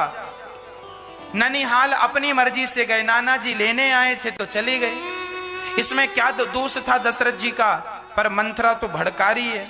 देखो लोगों को बोलने का मौका मिल जाए ना तो इतनी सी बात इतनी बड़ी करके बताते हैं। इसीलिए इस कथा से मैं आपको सावधान करूंगा कि कृपया आप लोग किसी और के भड़काने से आप ना भड़का करो। पड़ोसन ने ऐसा कह दिया, फलाने ने ऐसा कह दिया, उसके कहने से आप क्यों परेशान हो रहे हैं? आपको क्या पड़ी है? आप अपनों पर विश्वास रखिए। मंथरा ने ऐसी ऐसी बातें कही कि कद्रू और विनता इनकी सौतों की कथा सुनानी शुरू कर दी। देखो सौतों ने क्या किया तुम्हारे संग भी वैसी डराया, इतना डराया, इतना डराया कि अंत में कैकई माँ को ये कहना पड़ा। कैकई ने कहा अच्छा एक काम करो मंथरा, अब तो सुनो, अब हमें तुम बचा लो, अब तुम बचा लो, नहीं तो हम सही में परेशान हो जाएंगे, हमसे झाड़ू पोछा नहीं होगा और हमसे ताने भी सुने नहीं जाएंगे। इतना डराया कैकई माँ डर गई, जीत गई मंथरा। और अंत में कैकई से कहती है कि सुनो मेरे पास एक उपाय है, तुम करोगी? कैकई बोली तुम कह दोगी तो पति को छोड़ दूंगी, तुम कह दोगी तो पुत्र को छोड़ दूंगी, और तुम कह दोगी तो कुआं में गिर जाऊंगी। ये कैकई कह रही है। लिखा है, देखिए क्या गोस्वामी जी लिख रहे हैं। परऊं कूप तुए बचन पर सकल पूत पति त्याग। मैं अपने पुत्र और अपने पति का भी त्याग कर सकती हूं तेरे लिए। देखिए भड़काने वाले इतना बढ़िया स्थान बना लेते हैं अंदर कि आदमी अपनों का भी त्याग करने तैयार हो जाता। कृपया ऐसे लोगों से आज समाज में मंथरा जैसों की कमी नहीं है। आपके बेटे को लोग ले जाते हैं दोस्ती के बहाने। आप आजकल के नौजवान बच्चों को लोग शराबी बना देते हैं। एक पैक पिलाए, फिर 2 पैक पिलाए, धीरे धीरे उसे शराबी बना दिया। और अब वो अपनी माँ से ज्यादा अपने उन शराबी दोस्तों को महत्व देने लगा है। देखो वही हालत यहाँ है। मंथरा की संगत पाकर कैकई कैसी बिगड़ गई, कह रही है मैं अपने बेटा और अपने पति का त्याग कर सकती हूँ तेरे लिए। आजकल के ये नौजवान बच्चे भी शराब में ऐसे उलझ जाते हैं, गांजा नशे में ऐसे उलझ जाते हैं कि इनके गंजेड़ी दोस्त और शराबी दोस्त इन्हें प्यारे लगते हैं और माँ बाप को ये उनके लिए छोड़ने को तैयार हो जाते हैं, माँ बाप को अपशब्द कहने को तैयार हो जाते हैं। इसीलिए को न कुसंगति पाए न साही। अरे कुसंग पाकर भला किसका सर्वनाश नहीं हुआ? एक का नाम बताओ। कौरवों ने कुसंग किया था, सर्वनाश हुआ। कौरवों का कुसंग था शकुनी के साथ, कौरवों का कुसंग था शकुनी के साथ। और रावण का कुसंग था रावण के चाटुकार मंत्रियों के साथ। विभीषण ने अच्छी बात कही थी रावण से कि सीता को लौटा दो, राम की बात मान लो, पर रावण विभीषण की बात नहीं माना, चाटुकार मंत्रियों की बात मानता रहा। कुसंग पाकर रावण बिगड़ा, कुसंग पाकर मंथरा कैकई माता बिगड़ गई, और कुसंग पाकर के दुर्योधन इत्यादि का सर्वनाश हो गया। बचा सको अपने आप को तो कुसंग से बचा लेना। रामचरितमानस में पूरी कथा कुसंग पर है। कुसंग ना मिला होता कैकई को तो ये दुर्घटना कभी ना घटती। इसीलिए ये हमारे और आपके लिए सूचना है, सबक है। हम ऐसी अफवाहों में ना उलझें, हम सदा अपने कर्तव्य का निर्वहन करें। और कैकई ने, मंथरा ने कहा 2 वरदान तुम मांग लो और राम जी को वनवास भेज दो। अब कैकई कैसे करे, पूरा समझाया। तुम कोप भवन में चली जाओ, साड़े आभूषण उतार दो, साड़ी पुरानी सी पहन लो। अब वो पहन ली। अब दशरथ जी को लगा मैंने सबको तो राम के तिलक की सूचना दी, पर कैकई को नहीं मिली। दशरथ जी चाहते थे कि ये कैकई को मैं सरप्राइज दूंगा, पर सरप्राइज देने के पहले मंथरा ने जहर घोल दिया। सबसे ज्यादा दशरथ जी को कैकई मां कहा करती थी कि राम को राजा बनाओ, बुढ़ापा आ गया, राम को राजा बनाओ। तो दशरथ जी को लगा कि ये बड़ी प्रसन्न होगी जब मैं कहूंगा कि राम को राजा बना रहा हूं, तो सरप्राइज देना चाहते थे। पर क्या पता था कि सरप्राइज के पहले ही जहर घुल चुका है। दशरथ जी गए तो संदेशा मिला कि कोप भवन में चली गई हैं। दशरथ जी का तो रोम रोम कांप गया और दशरथ जी डरते डरते गए। चारों तरफ अंधकार था, एक नन्हा सा दिया जल रहा था। उस छोटे से दीपक के प्रकाश में जब कैकई को देखा, दशरथ जी चले गए। अरे देवी कैकई, बताओ तुम्हें क्या हुआ, ये तुम उदास क्यों पड़ी हो? कैकई ने कोई जवाब नहीं दिया। तभी कैकई का शरीर, दशरथ जी ने कैकई के कंधे पर हाथ रखा, और जैसे ही हाथ रखा तो कैकई ने हाथ पकड़ के दशरथ जी का ऐसे छटकार दिया जैसे पके हुए फोड़े पर मावाद भरी हो, और पके हुए फोड़े को कोई छू लेता है तो दर्द नहीं होता, ऐसे ही दर्द से मानो दशरथ जी का हाथ पकड़ के झटकार देती है। दशरथ जी को लगा कोई मामला ज्यादा ही बिगड़ा, सीरियस मामला है। दशरथ जी ने कहा, क्या हुआ देवी, बताओ तुम्हें क्या समस्या है, तुम्हें किसने क्या कहा, जिसने जो कहा होगा उसे मृत्यु दंड दिया जाएगा, और बताओ मैं किस अपराधी को छोड़ दूं और किस छोड़े हुए को अपराधी बनाकर बंदी बनाकर डाल दूं, और किसे रंक बना दूं, किसे राजा बना दूं, जो तुम कहो सब करूं, पर ऐसे तुम गुस्सा ना हो। देखिए दशरथ जी कह रहे हैं, तुम कहोगी तो मैं गली के भिखारी को राजा बना दूंगा, और तुम कहोगी तो किसी राजा को भिखारी बना दूंगा, तुम्हारा पति सब कर सब, तुम बताओ तो सही। पर कैकई तो कैकई है, मंथरा जैसी गुरुजी मिली है ना, इसलिए राम जी से कैकई माँ ने कुछ नहीं कहा। तब दशरथ जी ने कहा, मैं राम की सौगंध खाता हूं, तुम जो मांगोगी, एक नहीं 100 सौगंध खाता हूं, तुम जो कहोगी वो मैं तुम्हें लाकर दूंगा। तब कैकई थोड़ा मुस्कुराती हुई उठी और बोली, राम जी ने कहा ना कि रघुकुल रीत सदा चली आई, प्राण जाए पर वचन न जाई, तुम वरदान मांग लो, जो मांगना चाहती हो। कैकई बोली, मैं कुछ मांगना चाहती हूं, दोगे? हाँ हाँ, हमारा तो जन्म ही ऐसे कुल में हुआ है कि प्राण चले जाएं पर वचन ना जाए, मांगो क्या चाहती हो। कैकई ने मांगा, ऐसा मांगा कि उसके बाद तो दशरथ जी कभी उठे ही नहीं। क्या वरदान मांगा? कैकई मांग रही है, सुनहु प्राण प्रिय भावत जी का, देहो एक बर भर तहि टीका। सुनहु प्राण प्रिय भावत जी का,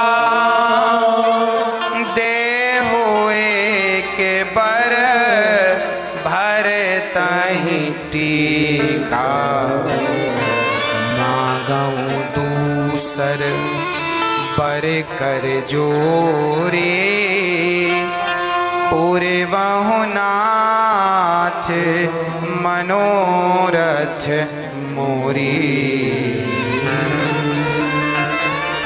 कैकई ने कहा, अच्छा कैकई ने 2 वरदान दशरथ जी से उधार कब के हैं? एक बार दशरथ जी युद्ध करने गए तो दशरथ जी के संग कैकई भी थी, और दुष्टों के प्रहार से दशरथ जी के रथ का पहिया निकलने वाला था। तब कैकई माँ ने अपनी उंगली डाल दी थी, उंगली डाल दी तो पहिया निकला नहीं, युद्ध जीत गए। युद्ध नहीं, पहिया निकल जाता, रथ गिर जाता तो युद्ध हार जाते। तब दशरथ जी ने देखा कैकई आपकी उंगली लहू लुहान है, क्या हुआ? बोले ये रथ का पहिया निकलने वाला था तो मैंने कील की जगह उंगली डाल दी। तब दशरथ जी प्रसन्न हो गए, तुमने प्राण बचाए हैं, तुम मुझसे वरदान मांगो, जो मांगोगी मैं तुम्हें 2 वरदान देने का वचन देता हूं। जो वरदान प्राण बचाने के लिए लिए थे, उन्हीं 2 वरदानों से कैकई ने दशरथ जी के प्राण ले लिए। हाँ, ले लिए। कैकई ने पहला वरदान मांगा, राम सुनो, हमारे बेटे भरत को आप अयोध्या का राजा बनाइए, सम्मान राजा बनाइए, और पगड़ी हमारे पुत्र के सिर पर पहनाइए। और राम को तापस वेश विशेष उदासी, 14 वर्ष राम वनवास, 14 साल के लिए राम को वनवास भेज दो। जब 14 वर्ष के लिए वनवास सुना, दशरथ जी धड़ाम से नीचे गिर पड़े। क्या कह रही हो कैकई, होश में तो हो, जानती हो तुमने क्या कह दिया है? दशरथ जी रोने लगे, कैकई मैं अभी भरत को राजा बनाए देता हूं, तुम ये मत सोचो कि वो ननिहाल चला गया तो मुझे प्रिय नहीं है, मैं उसे अभी राजा बना दूंगा, सारी संपत्ति दे दूंगा। भरत के मन में ऐसा कोई भाव नहीं है, पर तुम क्यों ऐसा भाव बिगाड़ती हो? राम को वनवास ना भेजना कैकेयी, नहीं तो मेरे प्राण रह ना पाएंगे। दशरथ जी को लग रहा था कि ये कैकेयी मजाक कर रही है। संभल कर दशरथ जी ने कहा, देवी चलो हो गया मजाक, अब तुम बड़ी प्रसन्न होती थी कि राम को राजा कब बनाओगे, आज तुम्हें मैं संदेशा देने आया हूं। कैकेयी बोली, मैं मजाक नहीं कर रही हूं, राम को वनवास भेज दो। यदि राम वनवास नहीं गए तो मेरे प्राण निकल जाएंगे। होत प्रातु मुनि वेश धरी, जो न राम बन जाहि, मोर मरण राउर अजस, नृप समुझी मन माही। यदि राम वनवास नहीं गए तो कैकेयी मर जाएगी। और दशरथ जी ने भी कह दिया है, कैकेयी यदि राम वनवास गए तो सुनो, जीवन मोर राम बिनु नाही।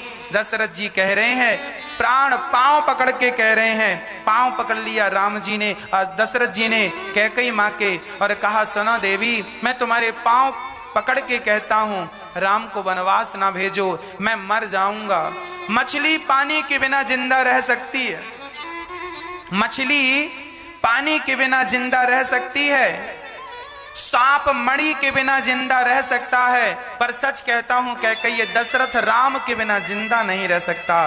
धन्य है ये दशरथ जी जो राम के बिना जिंदा नहीं रहते। राम से इतना प्रेम कौन करता होगा? दशरथ जी करते हैं। जीवन मोर राम बिनु नाही। पर कैकेयी कहती है, पहले तो बड़ी डींगे मार रहे थे प्राण जाए पर वचन न जाए, और अब देने की बात आई तो मुकर गए। ऐसा कहां होता है कि गाल भी फुला लो, ठहाका भी लगा लो, अपने आप को दानवीर भी कहलाते हो और कंजूसी भी करते हो। देखो कैकेयी आज मानो साक्षात निष्ठुरता प्रतिमूर्तिमान कैकेयी बन के खड़ी हैं, और आज वह ऐसी कड़वी और कठोर बात कह रही है। तब तो कह रहे थे मांग वरदान मांग, अब मांगा तो चुप हो गए, रोने दशरथ जी रोने लगे तो कहने लगे, स्त्रियों की तरह आंसू ना बहाओ, तुम्हारे ऐसे कामों से हम तुम्हारे बस में होने वाली नहीं। क्या क्या ना कहा कैकेयी ने। पर धन्य है दशरथ जी, राम के बिना जीवन नहीं है, राम जी के बिना मैं जी नहीं सकता। मूर्छित होकर गिर गए। रात बीत गई मनाते हुए कहते हुए, सुबह हुई सुमंत्र जी तुरंत गए। देखा दशरथ जी राजमहल में नहीं, पता चला कैकेयी जी के भवन में हैं। जाकर देखा दशरथ जी मूर्छित पड़े। कैकेयी ने सुमंत्र जी से कहा, जाओ राम को लेकर आओ, इनकी समस्या का समाधान वही करेंगे। अच्छा, राम जी का सवेरे सवेरे अभिषेक हो रहा था, आज राजा बनना था ना, आज राज सिंहासन पर बैठना था ना।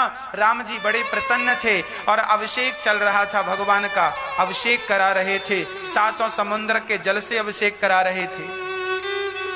तभी सुमंत्र जी ने कहा, पिताजी के पास चलना है। राम जी तुरंत उसी हाल में, चलो एक पिता की आज्ञा है, चलो। तुरंत राम जी पिता के पास चल पड़े और जब जाकर देखा तो पिता मूर्छित पड़े थे, आंखों में आंसू थे।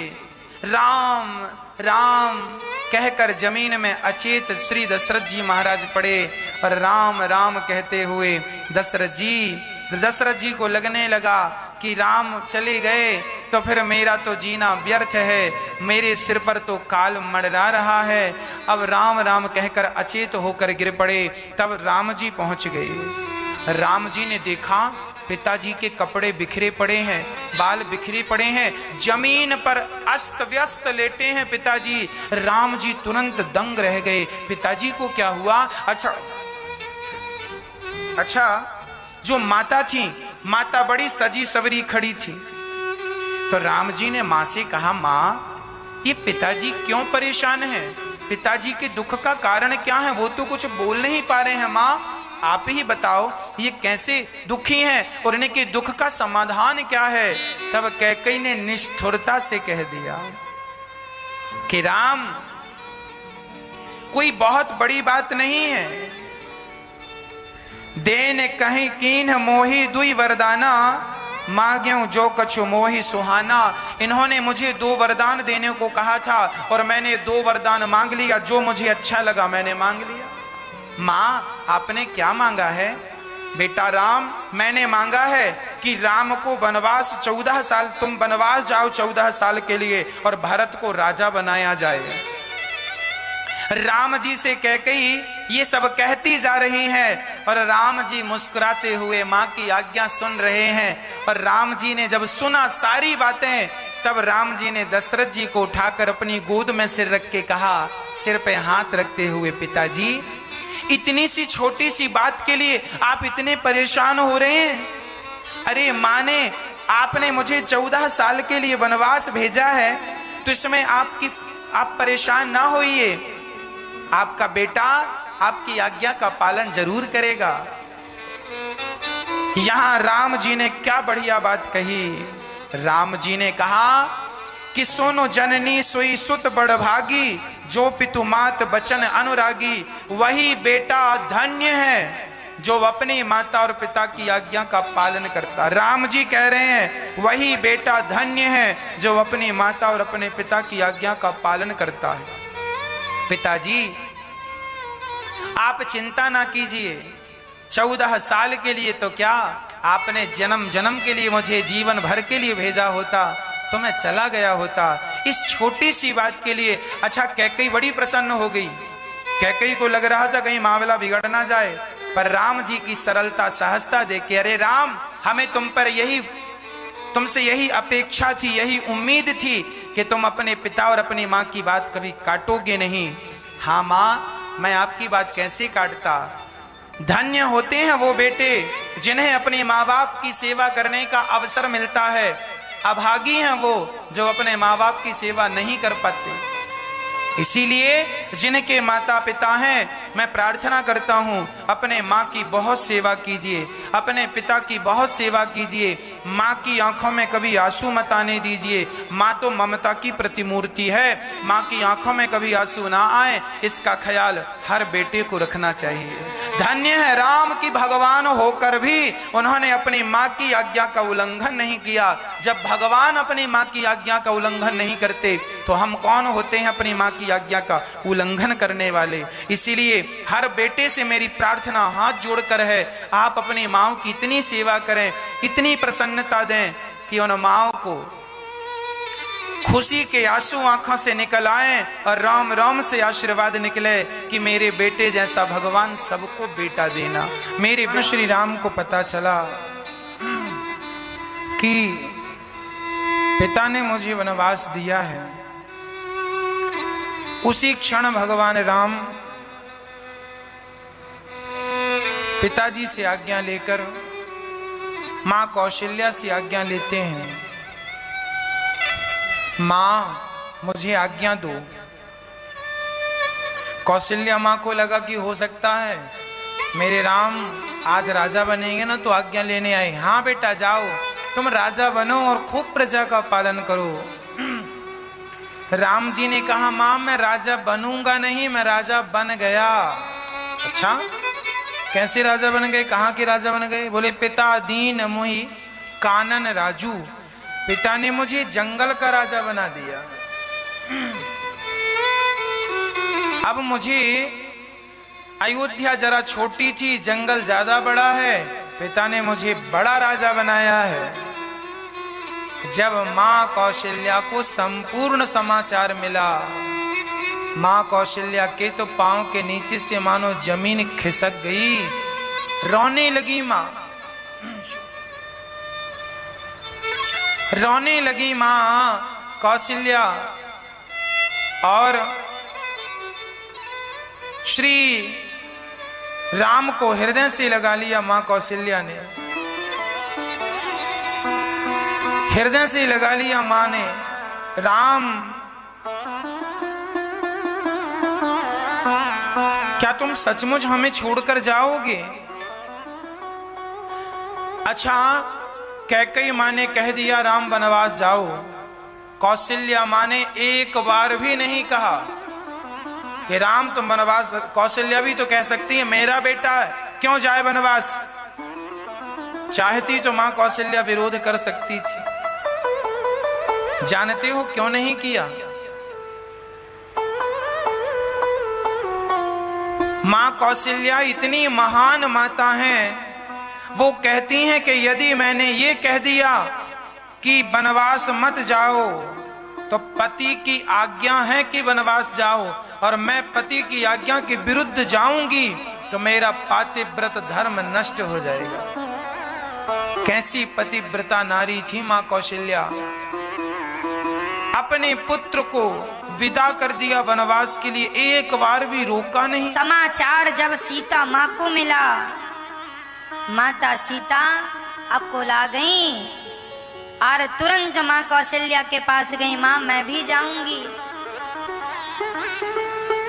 तुम मत जाओ सीता, तुम्हारे जाने से तो हम सब प्राण ही त्याग देंगे, मर जाएंगे तुम्हारे बिना, तुम तो मत जाओ। सीता माँ बोली यदि मैं नहीं गई तो मैं मर जाऊंगी। लक्ष्मण जी को पता चला, तुरंत अपनी माँ से आज्ञा लेने गए। माँ ने कहा क्या हुआ, मुझे आज्ञा दो। कहाँ जाना है? राम जी वनवास जा रहे हैं, हम भी जाएंगे वनवास। सुमित्रा माँ ने डांटा, लक्ष्मण तुम मुझसे आज्ञा लेने क्यों आए हो? फिर किससे लें? बोले तात तुम्हार मात वैदेही, तुम्हारी माँ तो सीता है और तुम्हारे पिता तो राम है। धन्य है माँ सुमित्रा जिन्होंने अपने पुत्र को यह शिक्षा दी कि बेटा तुम्हारी माता मैं नहीं, तुम्हारी माता सीता और राम तुम्हारे पिता है। धन्य है वही माँ बाप जो अपने बच्चों को ये शिक्षा दे दें कि तुम्हारे असली माता पिता तो भगवान है। जो माँ बाप अपने बच्चों से भगवान को जोड़ के चले जाएं, धन्य होते हैं वो माता और पिता। अब तो भगवान श्री राम के पास लक्ष्मण और सीता आई और जब जाने लगी तो आखिरी बार माँ कैकई और दशरथ जी से आज्ञा लेने गए। जब दशरथ जी ने राम लक्ष्मण सीता को देखा, दशरथ जी आंखों से अश्रु बरसाने लगे। बेटा राम मुझे छोड़कर मत जाओ, तुम्हारे पिता जिंदा नहीं रह पाएंगे। पिताजी 14 वर्ष की बात है और आप जैसे धर्म धुरंधर को, सत्यवादी को ऐसा शोभा नहीं देता। पिताजी चलो राम, कम से कम सीता बेटी को तो रहने दो। सीता जी बोली मैं जीवित नहीं रह पाऊंगी पिताजी, राम के बिना मैं जिंदा नहीं रह सकूंगी। जाने लगे तो मंथरा ने कहा ये कपड़े पहनकर कहाँ जा रहे हो? ये कपड़े तो उतार दो। राजसी वस्त्र उतार लिए कैकई और मंथरा ने, कपड़े भी उतार लिए, आभूषण भी उतार लिए माता सीता के। तुम्हें जंगल में इनका क्या काम? उतार लिए। और मंथरा ने तो जंगली वलकल वस्त्र लाकर दे दिए। सीता जी ऐसी माँ थी, सीता जी को जंगली कपड़े वो वलकल वस्त्र पहनना नहीं आया। सारे लोग खड़े थे, राम जी ने तो पहन लिया, अपना वनवासी वेश बना लिया, पर विडंबना तो माता सीता की थी, उन्होंने कभी ऐसे कपड़े नहीं पहने। जब पहनने लगी माँ सीता, उनसे पहनना ही नहीं आ रहा था। तब उनकी मदद जानते हो किसने की? भगवान श्री राम ने। एक ऐसा पति जो अपने पति पत्नी यदि सबके बीच में कोई बात नहीं जान रही है तो सम्मान उसे बताता है। राम जी बताते हैं सीता ऐसे वस्त्र पहनो, ऐसे राम जी सिया को वस्त्र पहना रहे। और राम जी पिता को प्रणाम करके, माँ कैकेयी को प्रणाम करके, और तीनों जब चले, रामचरितमानस में लिखा है कि दशरथ जी तड़पने लगे। राम